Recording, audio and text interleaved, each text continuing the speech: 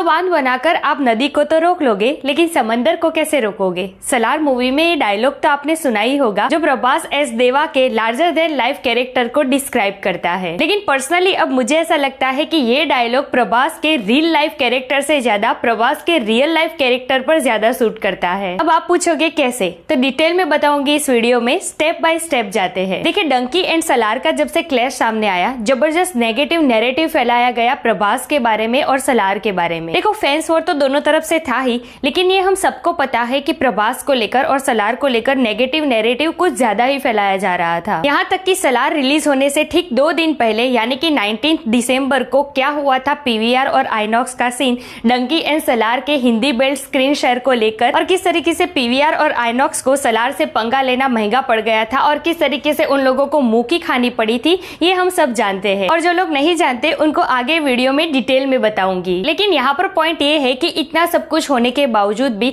अब फाइनली जब सलार रिलीज हो चुकी है तो अब भी ये लोग इसकी नेगेटिविटी फैलाने में कोई कसर नहीं छोड़ रहे हैं। लेकिन अब ये बात अलग है कि हर बार की तरह इस बार भी उनको मुंह की ही खानी पड़ रही है। तो चलिए, ये सब क्या हो रहा है, क्यों हो रहा है, ये सब कुछ डिटेल में बताऊंगी। और इसी के साथ साथ अब तक की यानी कि डे 3 में भी कितनी एडवांस बुकिंग हो चुकी है सलार की सुबह तक, इन सब के बारे में डिटेल में बताऊंगी। Let's check it out.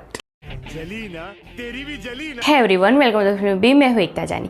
सबसे पहले प्रभास फैंस के लिए बहुत बड़ी गुड न्यूज है कि प्रभास ने 2023 का एक और रिकॉर्ड अपने नाम कर लिया है। जी हाँ, सलार की डे 1 की वर्ल्ड वाइड कलेक्शन 178.7 करोड़ की हो चुकी है। और इसी के साथ सलार 2023 की बिगेस्ट ओपनिंग मूवी बन चुकी है, जिसमें उसने जवान, पठान और एनिमल जैसी मूवी को भी पीछे छोड़ दिया है। So big congratulation to Prabhas, Salaar team and Prabhas fans. Prabhas ने एक और रिकॉर्ड अपने नाम कर लिया है। अब बात करते हैं सलार के इंडिया में कलेक्शन के बारे में। तो डे 1 में सलार ने 50 करोड़ का कलेक्शन कर लिया था। सेकंड डे यानी कि संडे के दिन 19.70 करोड़ का कलेक्शन किया है, जिसमें सिर्फ हिंदी की 3 करोड़ कलेक्शन है। और आज अगर संडे की बात करें तो यहाँ पर 20.08 करोड़ का एडवांस बुकिंग हो चुका है, जिसमें सिर्फ हिंदी के 5 करोड़ रुपीज है। मतलब कि हिंदी में डंकी से क्लैश होने के बावजूद भी जहाँ सैटरडे को 3 करोड़ सिर्फ हिंदी का कलेक्शन था, तो संडे को 5 करोड़ का हो गया है, मतलब कि 2 करोड़ का जंप आया है। अब बात करते हैं कि अब तक क्या कर चुके हैं ये लोग सलार को रोकने के लिए, और अभी भी रिलीज होने के बाद क्या क्या नैरेटिव्स फैलाए जा रहे हैं सलार को डाउन करने के लिए। सबसे पहले जिनको नहीं पता उनको बता दूं कि सलार रिलीज होने के ठीक 2 दिन पहले मतलब कि 19 दिसंबर को पीवीआर आइनॉक्स का क्या सीन हुआ था। तो डंकी एंड सलार के रिलीज होने के ठीक 1 हफ्ते पहले ही एग्जीबिटर और डिस्ट्रीब्यूटर्स के साथ सब मीटिंग्स हो चुकी थी,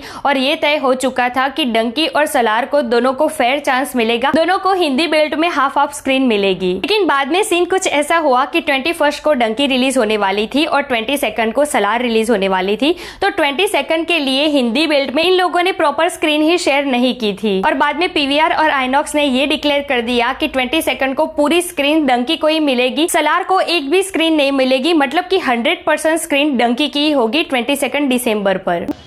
बस फिर क्या था, ये न्यूज सामने आते ही प्रभास फैंस ने ट्विटर पर जबरदस्त ट्रेंड चलाया, #बॉयकॉट पीवीआर आइनॉक्स। और ये इतना ट्रेंड कर गया कि पीवीआर आइनॉक्स के शेयर बुरी तरीके से गिर गए। पीवीआर आइनॉक्स ने ऐसा क्यों किया, तो उस वक्त ये न्यूज निकल के सामने आई कि एसआरके ने खुद ही पीवीआर आइनॉक्स के सीईओ को कॉल किया था, उनके बीच कुछ डिस्कशन हुई और उसके बाद ही ये न्यूज निकल के सामने आई थी। अब ये कहाँ तक जायज है कि आप अपनी मूवी की कलेक्शन बढ़ाने के लिए किसी और की मूवी की बॉक्स ऑफिस कलेक्शन को रोक लो। अगर ये न्यूज सही है तो बिल्कुल गलत किया है डंकी एंड टीम ने। अब आप डिफरेंस देखो सलार एंड डंकी का, जहां पर सलार के डायरेक्टर प्रशांत नील ने ये कहा था कि मैं खुद डंकी देखने जरूर जाऊंगा, मैं उसके डायरेक्टर राजकुमार हिरानी का बहुत बड़ा फैन हूं। और दूसरी तरफ डंकी एंड टीम इस तरीके की हरकत करेगी तो ये कहाँ तक जायज है। और फिर आप ये कह रहे हो कि आप साउथ की मूवीज को इतना प्यार क्यों दे रहे हो, बॉलीवुड ने इतने सारे अच्छे मूवीज दी है आपको, तो हिंदी ऑडियंस को बॉलीवुड की मूवीज को ही प्रायोरिटी में रखना चाहिए, साउथ की नहीं। तो अब ऐसी हरकतें सामने आएगी तो क्या इंप्रेशन पड़ेगी आपकी हिंदी ऑडियंस के बीच में भी।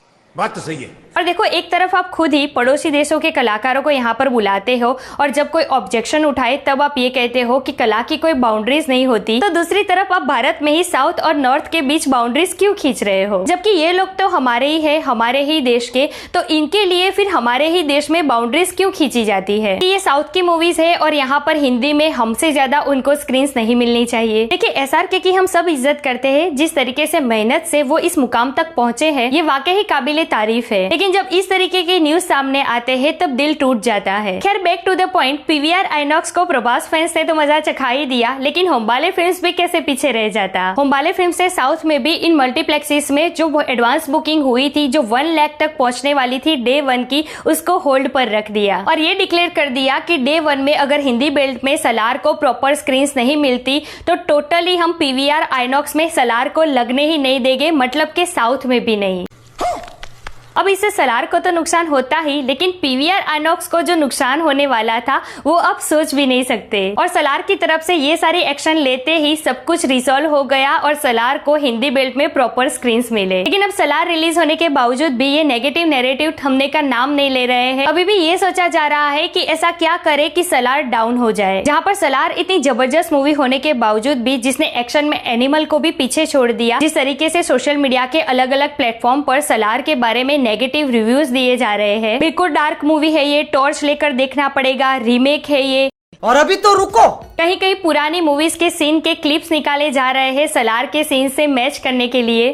कुछ भी मतलब आप समझ रहे हो कि अभी भी सलार को डाउन करने के लिए ये लोग कोई कसर छोड़ने के लिए तैयार नहीं है। लेकिन प्रभास फिर भी प्रभास है। बाहुबली के बाद 3 फ्लॉप मूवी देने के बावजूद भी अगर सलार का ओपनिंग कलेक्शन इस तरीके का होता है, जहां पर सलार ने हर एक मूवी के रिकॉर्ड तोड़ दिए हैं, जहां पर उन्होंने लियो, जवान, पठान और एनिमल जैसी मूवी को भी ओपनिंग में पीछे छोड़ दिया है, जबकि जवान, पठान, लियो और एनिमल जैसी मूवी को 100% पॉजिटिव रिव्यूज मिले थे और सलार को इस क्लैश के कारण मिक्स रिस्पांस मिल रहा है। फिर भी डे 1 पर इतनी कलेक्शन जो सारी मूवीज के रिकॉर्ड तोड़ दे, ये प्रभास ही कर सकते हैं। आज के टाइम पे उनके टक्कर में कोई नहीं है। इसीलिए मैंने वीडियो की शुरुआत में ही कहा कि सलार का वो डायलॉग कि बांध बांध कर आप नदी को तो रोक सकते हो लेकिन समंदर को नहीं रोक सकते, ये डायलॉग प्रभास के रियल लाइफ से ज्यादा उनके रियल लाइफ के कैरेक्टर को ज्यादा सूट करता है। प्रभास यही समंदर है जिसको आप बांध बांध कर नहीं रोक पाओगे। और समंदर का एक नियम होता है, वो जानते हो ना आप, आपके द्वारा फेंका हुआ कोई भी कचरा वो अपने अंदर नहीं रखता,